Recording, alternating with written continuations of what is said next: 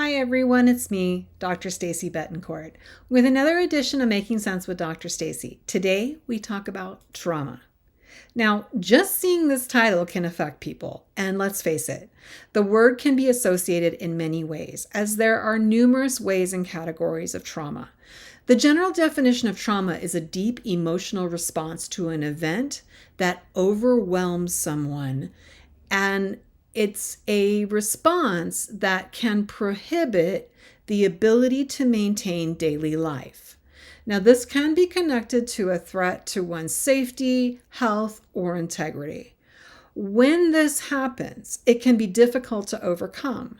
More specifically, it becomes hard to overcome the actions of others who have inflicted the trauma on you. How we react to trauma is a very personal journey.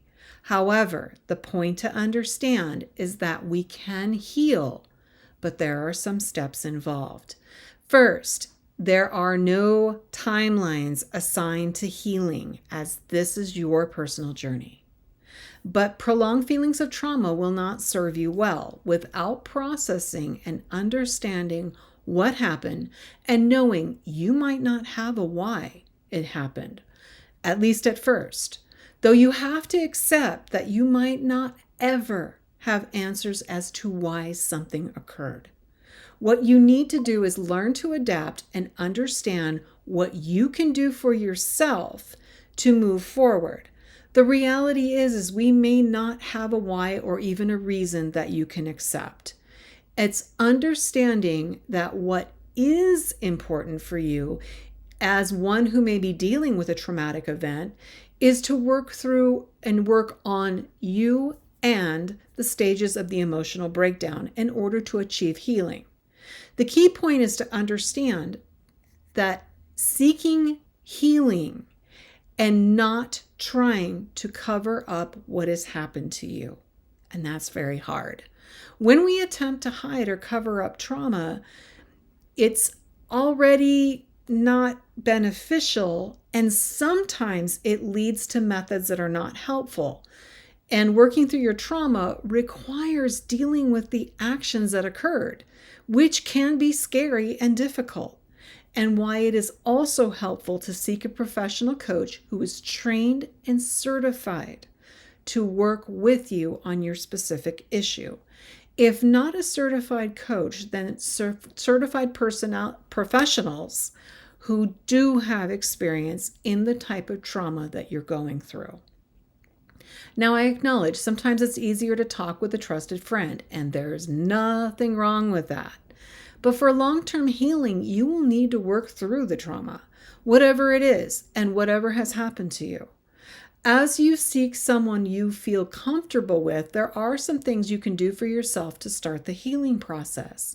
Believe it or not, it's really simple. Actively practicing a healthy lifestyle through the early stages is crucial. As I've spoken about before, your hormones continue to regulate your emotions. When you are under stress or anxiety, your body continues to release hormones that will not let your mind relax. Through mindful practices such as diet, sleep, and mild exercise, you can release the beneficial hormones to help you start to look at your situation differently. It sounds simple because it is, and it is effective.